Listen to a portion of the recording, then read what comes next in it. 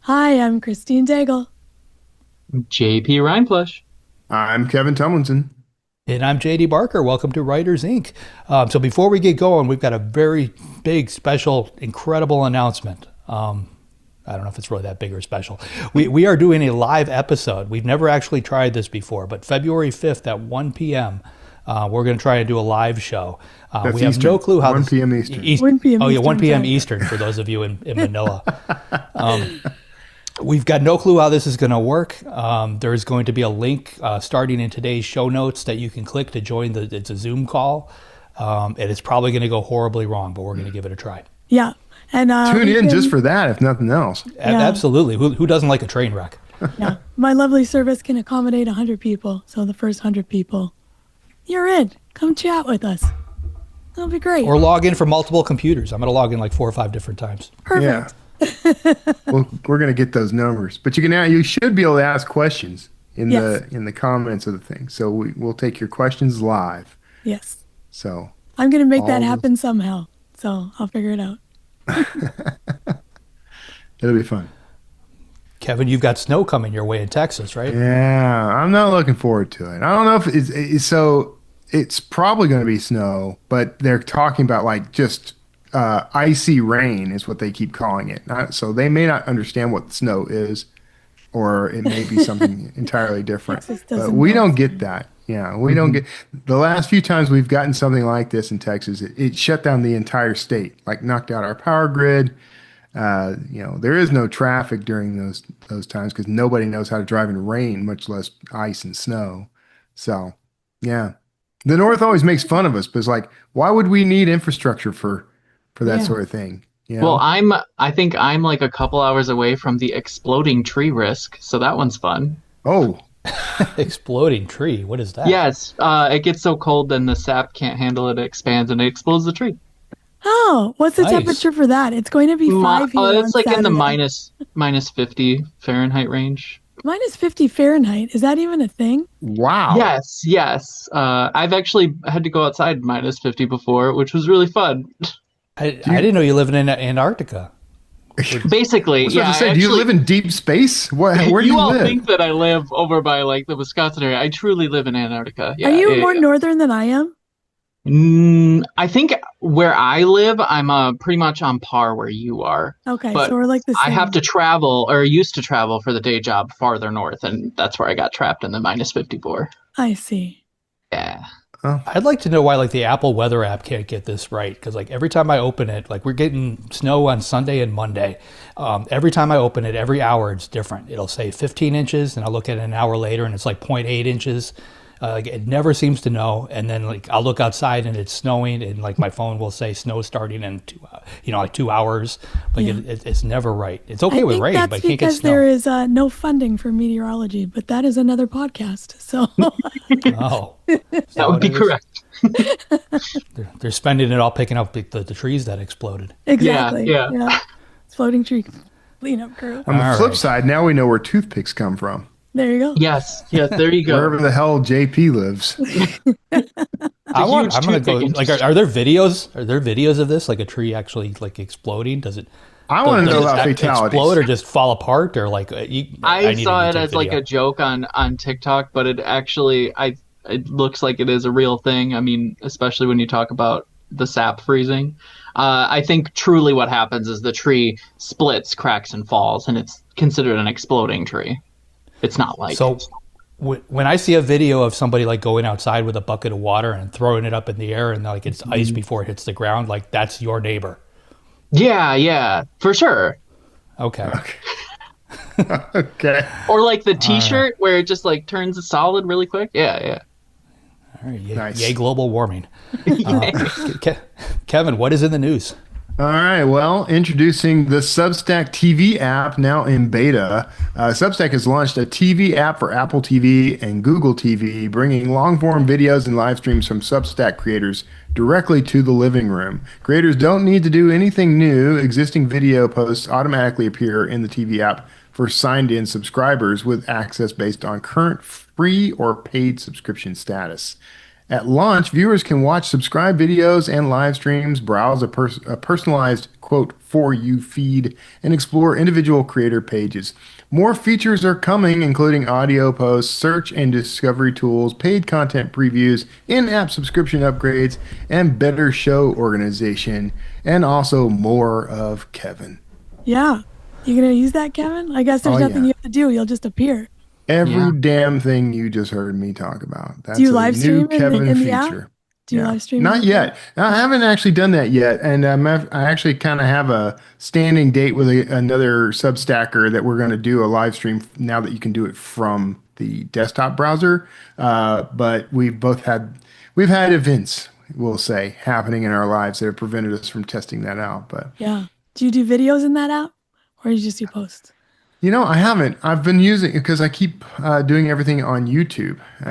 But maybe I think it's time for me to, because I mean, because I actually make money on Substack where I make nothing on YouTube. So this is probably a much less crowded field too, right? Because like everybody's on YouTube. I don't know anybody doing video on Substack. I think you're going to see an explosion of it though once this becomes something that is accessible via these apps, because that's kind of that's one of the barriers to entry. Because like I can watch YouTube on my Fire TV, for example. Yep. And that's what I do every evening. That's 99% of what I watch. Well, if I can start finding people who are creating actual like interesting content on Substack, and there's tons of them doing it in writing, well, I think that may shift me over. So this is a game changer. Yeah. Well, who's doing video is James Patterson, does his podcast on Substack. So maybe we should put Writers Inc. on Substack. I don't know. Well, I host the Wordslinger podcast on Substack, but all the video stuff I've been doing on YouTube. Maybe I'm just wasting my time. Maybe I should. I think we're already on Substack. There we go. Check with Alex. Are we? Things I don't know. I'm pretty sure. We are? Alex is magic. He puts us everywhere. I don't know what he does. Yeah, I mean, I know I created an account for us when Substack first came out, and I'm pretty sure that Alex is sharing videos on their end on YouTube. But nice. I could be wrong. I should take a more of a hand in some of our content, I think. At least on Substack. I should start doing stuff. There you go. As if I needed more stuff to do. We'll see. Go ahead. Were you going to add something? I am trying not to sneeze. I've got a cold. Okay. Fair point. I appreciate you saying that. Okay. I'm going to assume, because I don't know foreign currency symbols. Thank you. I think that's pounds. It is. Here we go. Correct. £50,000 reader-led writing prize launched. A new £50,000 Libraro Prize has launched in partnership with Hachette UK, designed to let readers, not editors, create the shortlist, positioning the award as, quote, reader-led alternative to traditional gatekeeping and publishing.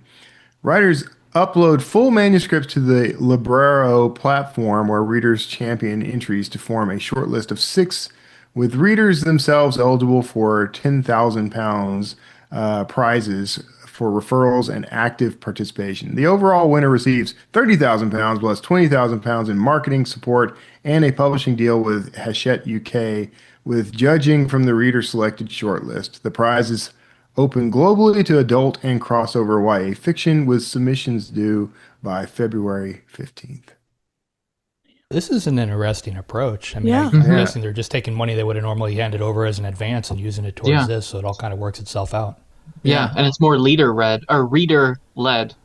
Yeah. Leader-led. I mean, it's interesting that readers can make £10,000 on prizes. I don't know how that's distributed, but it's the perfect place for my new YA novel, JP and the Exploding Tree. Perfect. Great. Find a toothpick. All right. Final story. Spotify is quietly developing a game-changing feature for book lovers. Spotify is developing, quote, Page Match, a feature that syncs physical books, ebooks, and audiobooks by letting users scan a printed page with their phone to jump to the exact spot in the audiobook, and vice versa, using OCR to match text to audio timestamps. It directly challenges Amazon's WhisperSync advantage, but extends it beyond Kindle by working with physical books, positioning Spotify as a more format agnostic reading and listening platform. This is freaking genius. It's cool. Mm-hmm. Agreed. It is pretty smart. Nobody's tried it yet, though, right? Like, I'm just curious how well. Nobody I've heard of. No. Yeah, they're just developing it. So I don't think they've launched it yet. I don't know if it's in beta testing or whatever, but. Are any of you using WhisperSync on Kindle? No. Yeah. Yeah. And it's problematic at best, man. Yeah. Like I will be listening to an audiobook, switch over and read the thing in on Kindle. Usually I have to go find the place where it left off in audio. And then when I read in Kindle, for some reason it triggers the audio to jump back like 3 chapters. Mm-hmm. This could just be me. I admit that, I may be attracting this particular glitch. It may not be a common one. But I don't like whispers. I've had a ton of problems like that, and I think part of it is coming from CarPlay because I listen to audiobooks in the car. Yeah. But that never seems to sync up to the right spot, like not even with podcasts. Yeah. But this could be very cool if this actually works. Yeah. What I need is asleep earphones or headbands that sense when I fall asleep so they can shut my audiobook off so it doesn't play for 5 hours and then I don't know where I am. Now, I have not tried this, but that is actually a feature of AirPods Pro 3. Really? Yeah. I have those. I don't know if I could fall asleep with those in my ear, though. That's the only problem. Yeah. They're not you very need like the comfortable. over-the-head ones. Yeah, you need the other ones. What do they call them? Something different? They have Apple's. No clue.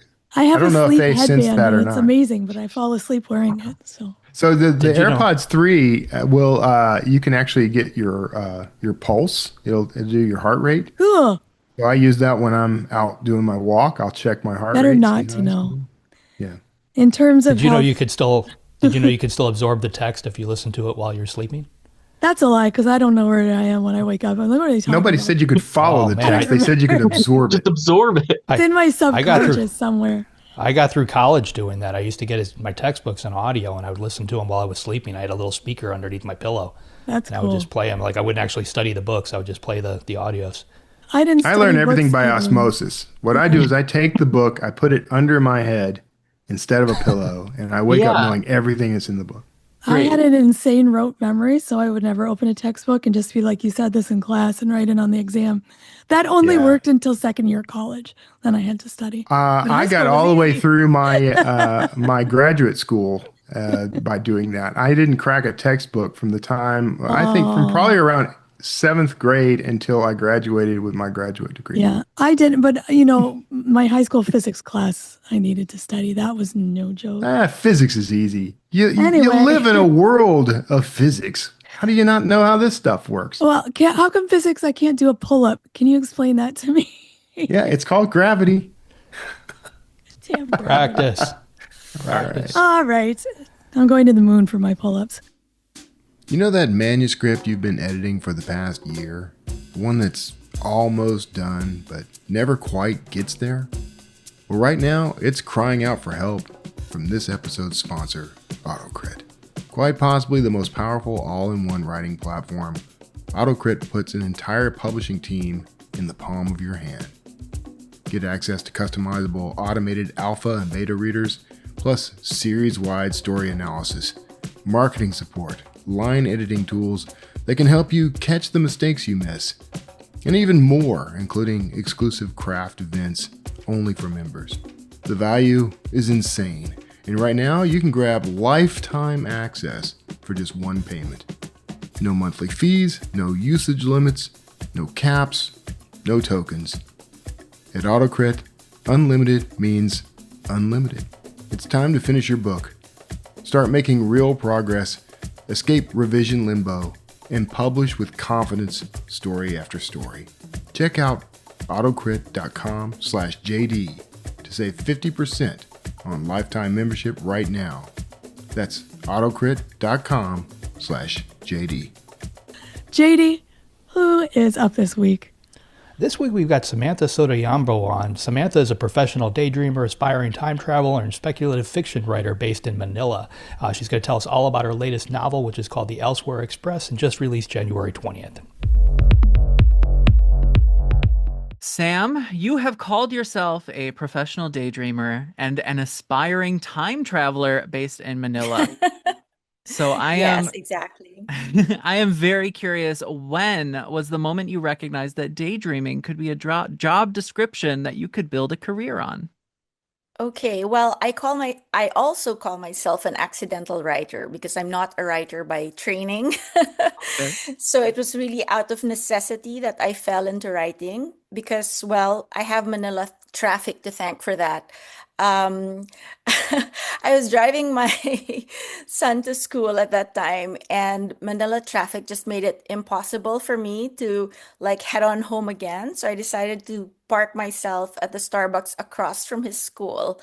And they were charging for Wi-Fi. And I said, no way. I mean, I already Why? paying for this overpriced coffee, right? Yeah. So there's no way I was going to pay for Wi-Fi. So I said, okay, what can I do that's free? So I decided, okay, let's try and write a book Yeah. to entertain myself. And so that's what I did. So, I had never written any form of fiction before. My background was in marketing. Like I had worked in companies like Unilever and Johnson & Johnson for 10 years before I became a full-time mom. And so it was really just for fun. Yeah. And at the end of that school year, I had a book, which became my debut novel, Before Ever After, which I always call my Doctor Who fan fiction. That's where the time traveling, I guess, comes in.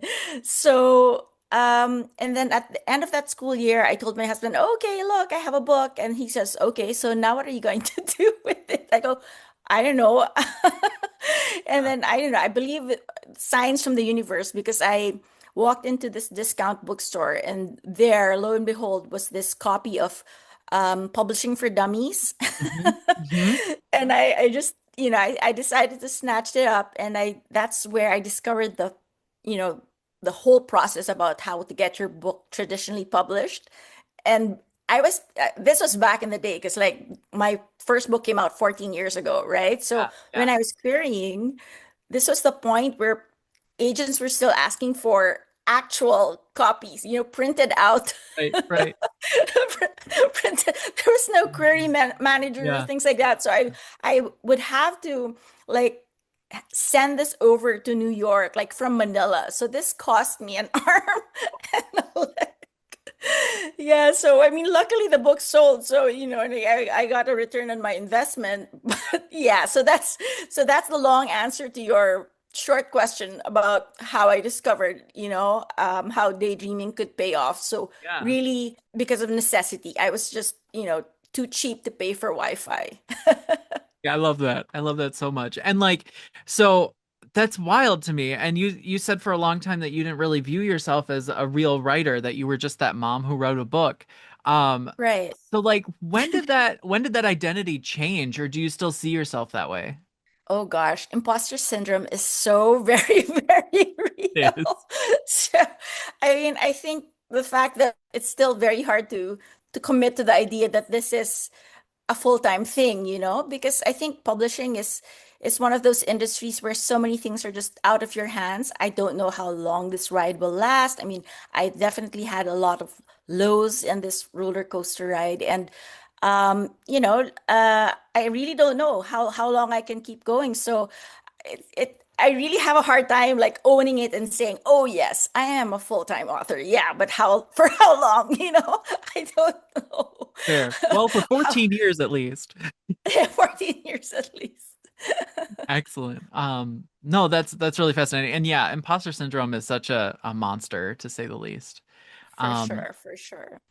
and I'm really fascinated by the carving out time working at Starbucks, and just trying to figure that part out. So, what did Mhm. that process teach you about like discipline and permission that you Right. still rely on now?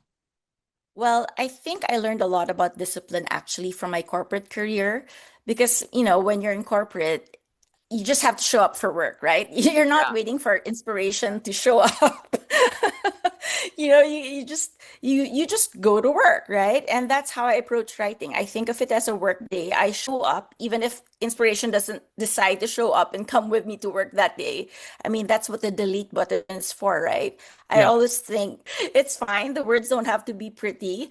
That's what like books great somebody said, I can't remember who, but somebody said like books aren't written, they're rewritten. And I really that gives me a lot of grace, gives me permission to write really crappy first draft. So because I know, like, yeah, this is not the time to make it pretty, and all I have to do is really just show up. Yeah. Show up even if inspiration decides to ditch me that day.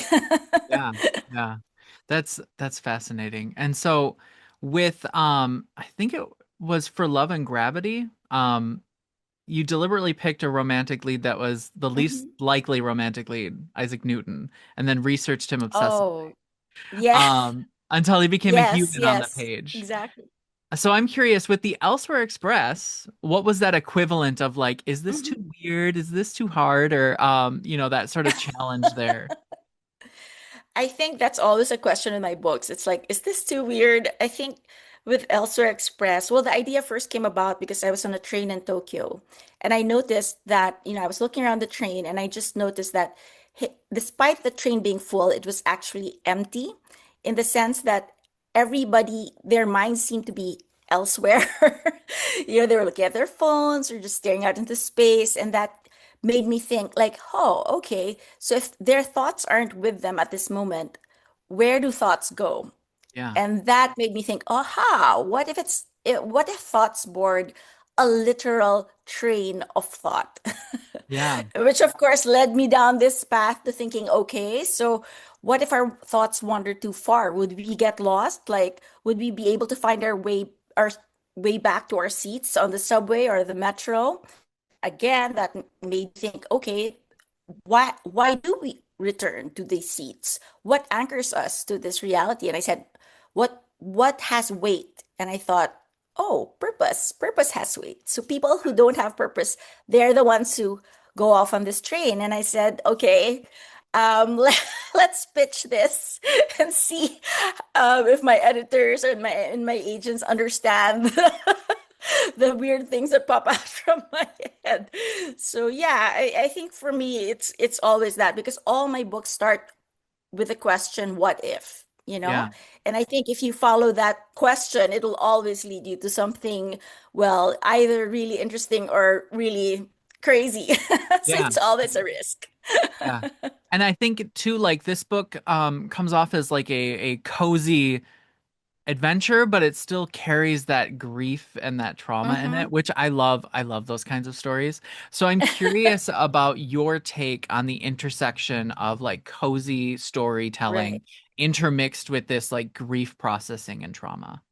I think the more like I think the deeper the topic that you want to cover, it's almost as if you want the background to be more magical and more fantastical so that you keep the reader looking in that direction. Because if it was dark all the way through, these are topics that you don't necessarily want to, dwell on. Yeah. But I figured that if you have some magic in the background, it'll hold your attention and you keep on looking in that direction. So that's my thinking there. It's like the deeper, the darker, the heavier the topic, more fantastical the setting, at least as far as my stories go. Yeah. So it's like la la la, look at me. Yeah, yeah. It's like it's sort of like the cozy gives the hope to the reader that things will play out Exactly. okay. Yeah. Yeah, exactly. I love that. And so I saw too, several reviewers mentioned that the Elsewhere Express, it feels beautiful. It's disorienting sometimes, and it's a lot like a vivid dream. So as Mm. a craft choice of yours, how did you decide where to let the story stay in that, like, dreamlike strange, and when to step in and clarify rules to the reader? Okay, this will sound strange because I always find it surprising when people say that my writing sounds like a dream. Because for me, it doesn't, I guess. Because for me, that's just how it is. I perceive it that way, and I'm just writing things as they come to me. I saw even like somebody said it was like writing on acid, or you'd have to be on acid to be able to read this. And that made me worry, like, oh, I guess my brain is a bit strange because like for me, I feel it's like, yeah, of course a train of thought makes sense. Like, of course like a a bridge on this train would be made of grudges because that would be the most, sturdy kind of material. Like, yeah, that makes sense to me. So I didn't purposely or intentionally set out to write something that was dreamlike. Yeah. It's just what comes naturally to Yeah. me. Yeah, So, and lean into it, right? That's the goal. No, right. I love that. Okay. And then I'm curious about your writing process in regards Mm, to the Elsewhere Express, because I think I saw Before Ever After was without an outline. You sort of winged it. yes, Um, Love and Gravity had more of that structured process because there was that time travel piece. So where correct. does the Elsewhere Express sit on that spectrum? Okay, I've since learned that outlining is good to a certain extent. Yep, yep. Um, o Only because it helps me manage the anxiety of not being able to finish the book, At least I know that, okay, it has a beginning, middle, and end. Particularly the end. At least I have to at least have a few options there for me to aim for. Um, but my outlines by no means are, they're not very detailed. Sometimes they'll look like a word Yeah, or a yeah. bullet point. Yeah, just like little guides for me and little, I would call them reassurances that, yeah, okay, this this is this is enough to make a story. Like this story is headed somewhere. And so I guess that's where that's how I wrote Watermoon, and that's how I wrote the Elsewhere Express as well. So somewhere in between what I did for Before Ever After, where literally there was no outline, and then where Love and Gravity was like really intensely outlined. So somewhere in between, I feel that's my sweet spot. That's where I manage my anxiety, but at the same time, I still, experience the book as the reader does, discovering things along the way. Yeah, yeah. I love that. That's a very good and I think healthy way of approaching writing. Um, so in terms of research, especially when digging into like the grief science or psychology, what did Mm, that look like for Elsewhere Express? Was it a lot of intuitive, or were you doing mm. some types of research for that? I think mainly the research for the Elsewhere Express were the technical parts of the train, which might be surprising considering that, well, when people read the book, they'll see that it's not really a train, in the way that we understand trains. But I still needed to have some understanding of like how train cars are connected, how the engine works, things like that. But other than that, everything else I would say was a bit intuitive. I think, like anyone else, I have experienced grief. I've experienced these, maybe not as intensely as the characters have, but to some extent, I've experienced all the emotions that I've capped or I've tried to capture in the book. So that one I relied on my own personal experience. I think that's the one great thing about getting older when you get to be like, because I'm 52, right? So I feel like, yeah, okay, I do have some perspective that I can Right, right. can share. I mean, I think I wrote this, and I feel that even with Watermoon, I'm writing more and more for my kids. They're both like in their early 20s now, like my daughters, in college. My son's just graduated from college. So I feel like the things that I want to say to them that may not necessarily, feel as comfortable sharing in a normal day-to-day setting, like, oh, let's sit down and have a conversation about grief Right. and purpose, you know. Um, I feel like I can channel it and into a story and for them to discover one day when they're ready to, pick up one of my books. But in all honesty, like, oh my gosh, I literally have to bribe them to read my things. Yep. But I they're go, there for I them. might like I might be your favorite author, and you just don't know it. I love that. Yeah. Um, I do want to circle back to the conversation about the reviews when you had said that you read that one review that they claimed it felt like an acid trip. And I think too, like you lean into the professional daydreamer side of things. So you have a writing style that I feel like you lean into. So writers that are listening to this and they may be getting that tough feedback. What are the like critiques you absorb and which ones do you sort of ignore and outgrow in your process when you get that feedback? Okay. So while I always say that reviews are for readers, I mean, among us writers, I definitely we read do mine. take a peek, right? I mean, Oh we yeah. do take a peek. Let's just be honest, like we do take a peek. And for me, I feel like I don't I'm not really affected by negative reviews because I mean that's their opinion, right? Everybody's in I mean, I don't love everything I read either. Right. And it's fine. I don't I don't have a personal vendetta against a book that I don't like or you know, and I'm entitled to my opinion too. So I feel like I just have I've learned to separate myself from my work. Like I put a lot of myself in my books, but my books aren't me, you know? So any opinion a person has about my books, they're entitled to that. Yeah. And if I see something constructive that I can pick up and put back in my work, I will.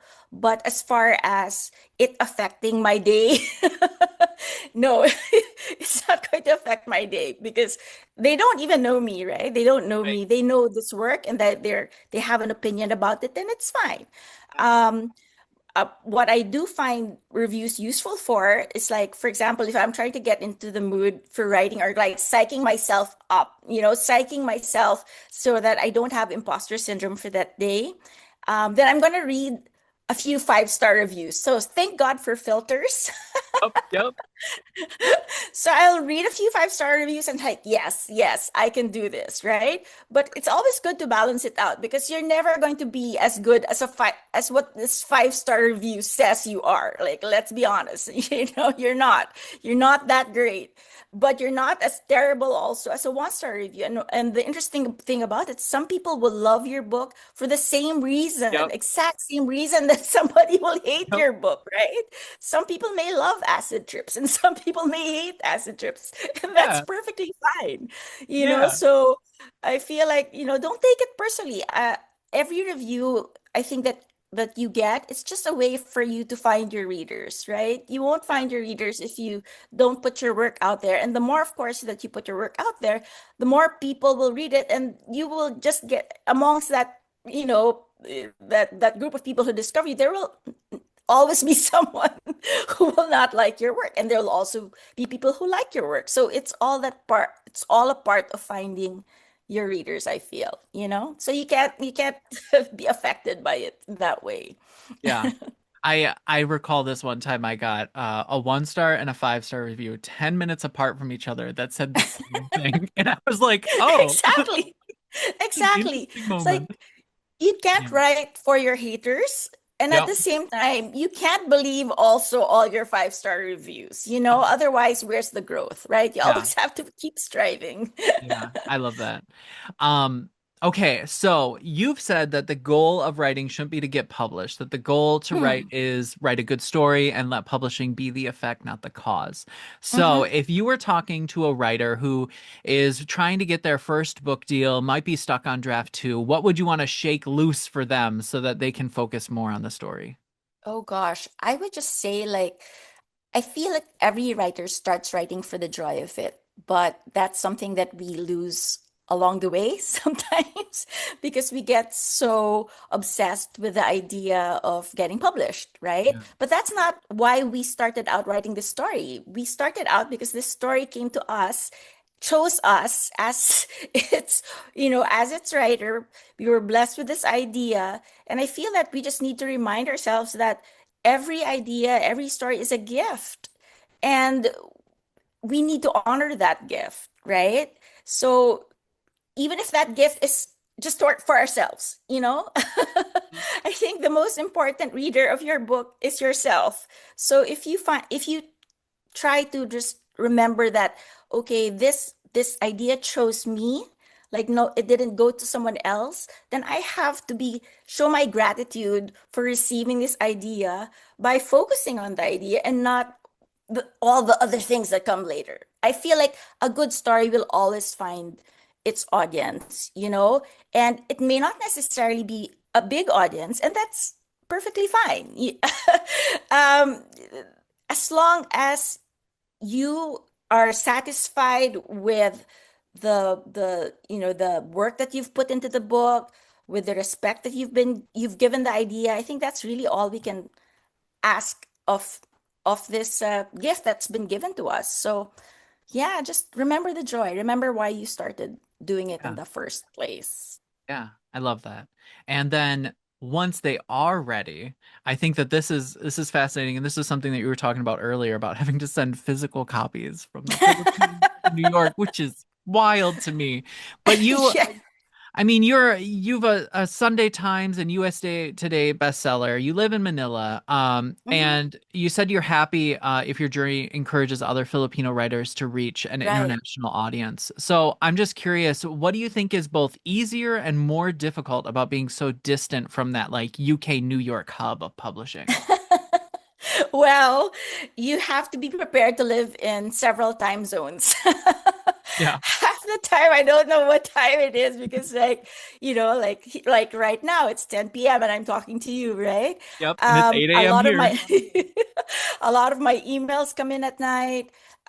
This isn't even the worst time for me to have a podcast recording because like I did one for Barnes and Noble, I think was that last week, and that was like at 3 a.m. Oh my God. So the time the time zone is a bit of a challenge, but also I do enjoy being a day ahead because I feel like psychologically I can hit my deadlines because at least I have a day buffer before my editor gets to work and I have to send my manuscript over. So I feel like, yes, okay, I am living in the future and I will always make it on time. So it's a plus and a plus and a minus sometimes because yeah, sleep you'll have to say goodbye to a regular sleep schedule, but it's worth it. It's worth it.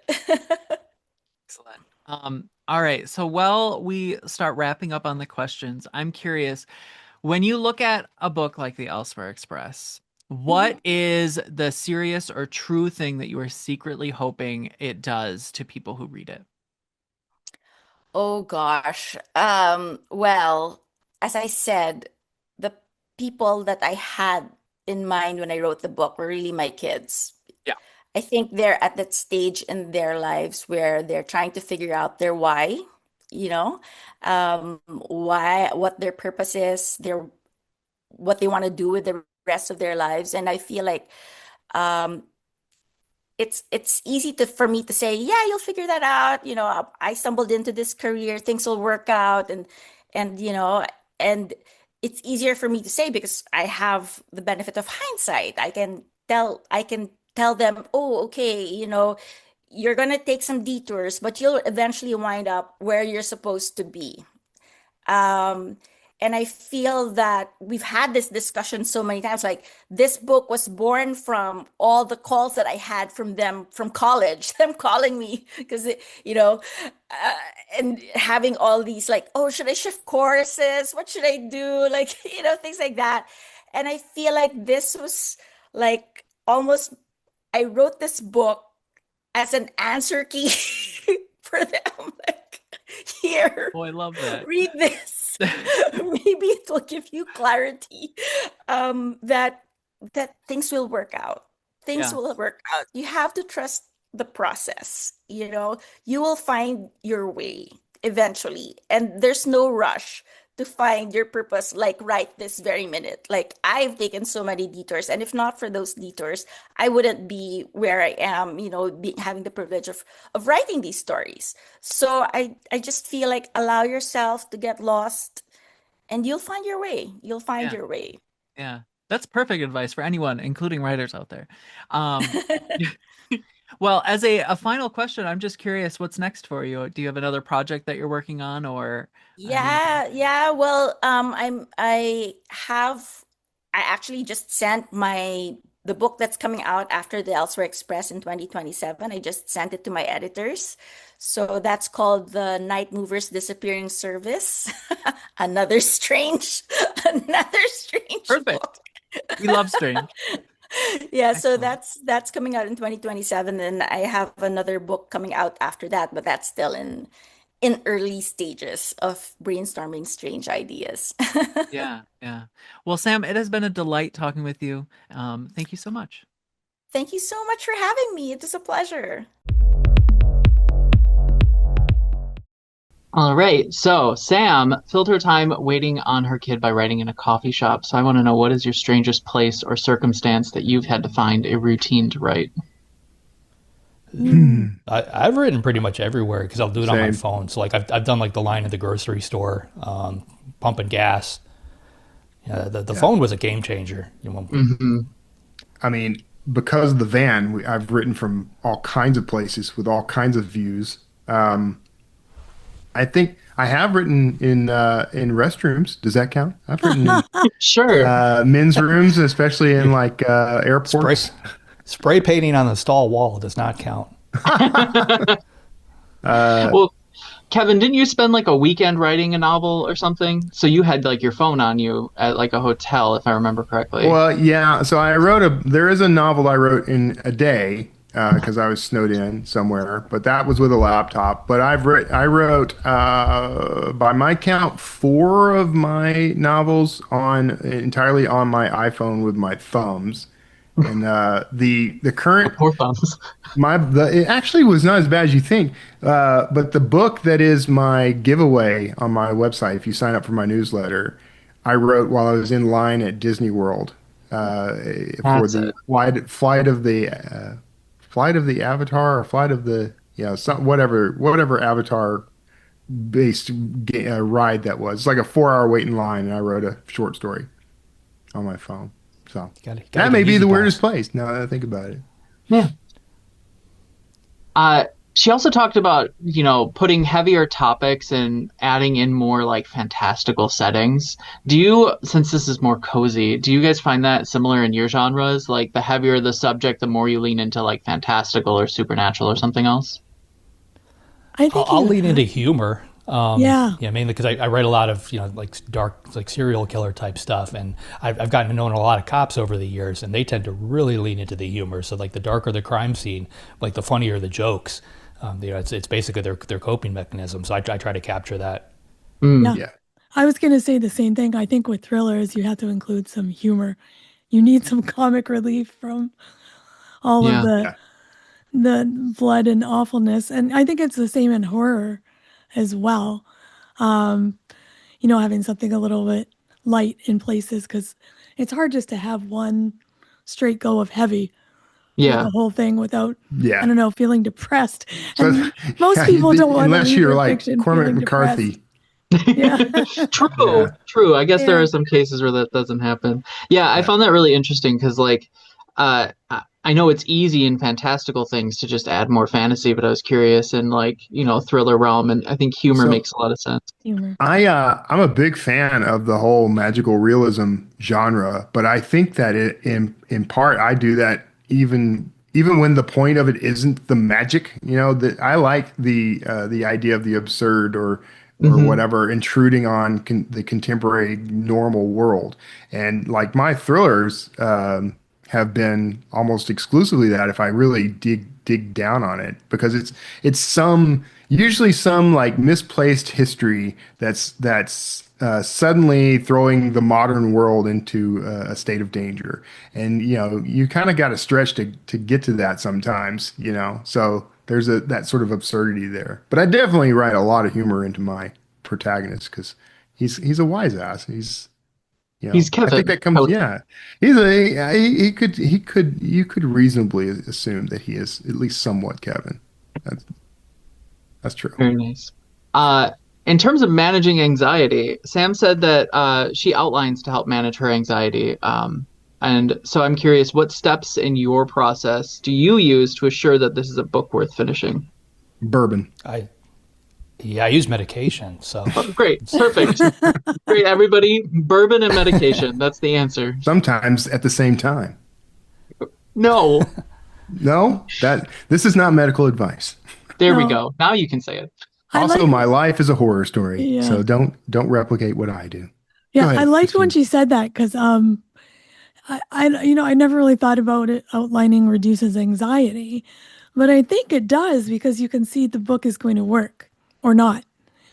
So you're at least saving yourself from wasting a lot of time. You know, if you start the outline, you're like, well, that's a way to think of it. I hadn't thought about. Sense. Yeah. Yeah. I mean, the outlining caused all my anxiety. So it didn't relieve a speck of it for me, but using it as a kind of litmus test to see if the story works is not a bad argument for outlining. So now I have to reconsider everything. So when you're pantsing a novel and you don't know where it's going, that doesn't create any kind of anxiety for you?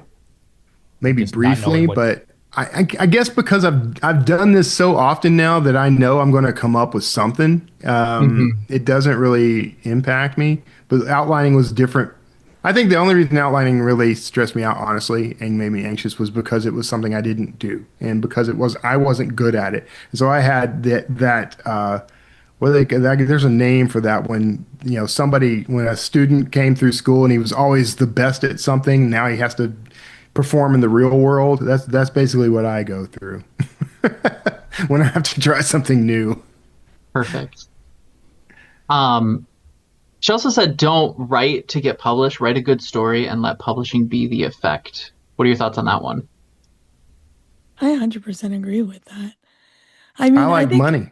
Yeah, well, I think it's true with everything in life. You can't worry about what you can't control. You can't control. Well, I mean, I guess if you're self-publishing, you can control some of it. If you're traditionally published, not as much. You can't control, whether people like your book or not. So I think what you can control is getting the words on the page, finishing the story, trying to get it out there, and then moving on to the next book because you can't control, a ton of what's going to happen there. I mean, you can and you can't. Yeah, you've got to write what you want to write. Like I had a conversation with one of my foreign publishers, and they wanted me to create a new serial killer series. And like my 4MK series does really well. So I told them, no, I'm going to write 3 prequels to that. And they're like, no, don't do that because that's the same series. Like we need a brand new series. So I wrote the 3 prequels anyway, and they love them. So like this is a couple of years later, but like you just got to do what you want to do because there's so many different voices out there. Everybody has thinks they know what's right, but ultimately you're the only person who can decide that for yourself. You have to write what's going to make you feel fulfilled. But JD, I think I would argue that you actually did write an entirely different because your first. Oh, I did. Yeah, no, there's that too. I mean, we had that conversation. Like this is still, even though they're prequels, even though it's the same characters, it's a different point in time. That's right. I'm telling a very different story about basically the birth of a serial killer. Yeah.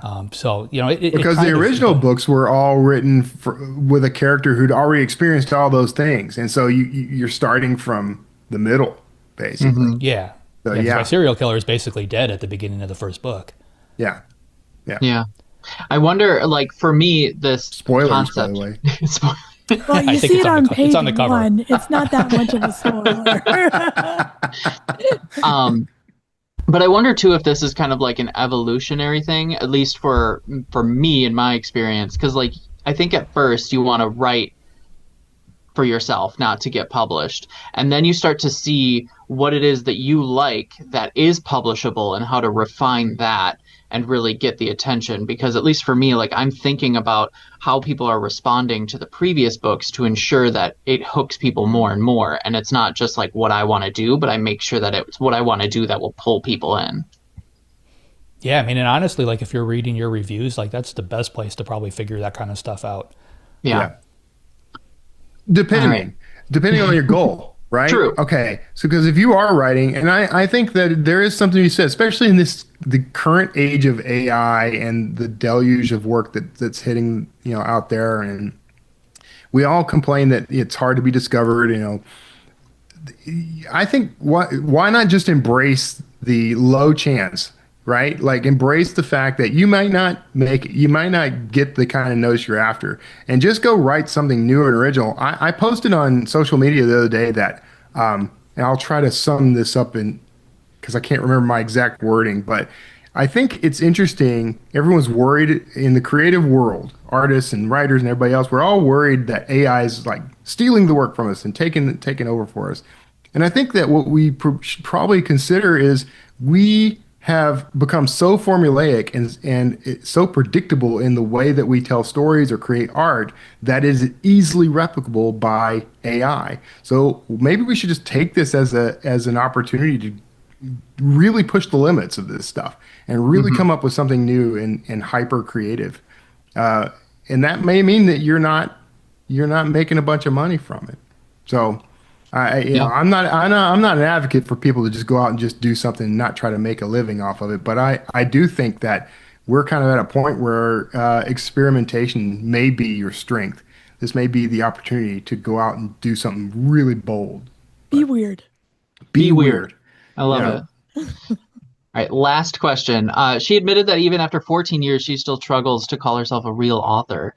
Anyone here still struggle with imposter syndrome, and what moments made it feel less impostery? That never goes away. I mean, I know so many big name authors at this point, and they all tell me they still have it. You know, like the only thing you could do is go back and just read something that you just wrote, and then hopefully it's going to clue you into the fact that you know what you're actually doing. Yeah, like small wins help. It's such a weird game. It is kind of like a game because you sit there and then nothing is happening forever, and then something happens, and then nothing happens for a long stretch again, and then so that helps. Beta readers help. I love my beta readers. They give me such lovely comments, like, "Oh, I love this, and this is great." So yeah, I think maybe I need to start reading my 5-star reviews, like Sam. Maybe I'll just filter for only 5-star reviews. That's what I do. I don't read them. I do read the negative ones, but I get so few. Maybe when you're not fragile, you can read them all. But when you're feeling fragile, just filter for your 5-star reviews. There is a philosophy or an idea that you could potentially use imposter syndrome as your excuse to continue creating and fighting for it. Basically, it's kind of a component of being an artist or being a creative. We're constantly in battle against our own self-imposed limitations. We're always kind of down on ourselves because we know we're not quite hitting the mark of what we were trying to create. Nobody gets that perfect. Like if I were a painter, I would always be irritated by the fact that what I'm putting on the canvas is not exactly what I had in mind. And I do that with my writing all the time. There's art. I read something. I just finished reading Theo of Golden, and I'm like, I've wasted my life. I am a terrible writer. I am not doing what I set out to do. So I felt like an imposter. But what it's done is retool me and forced me to dive headlong into trying to improve.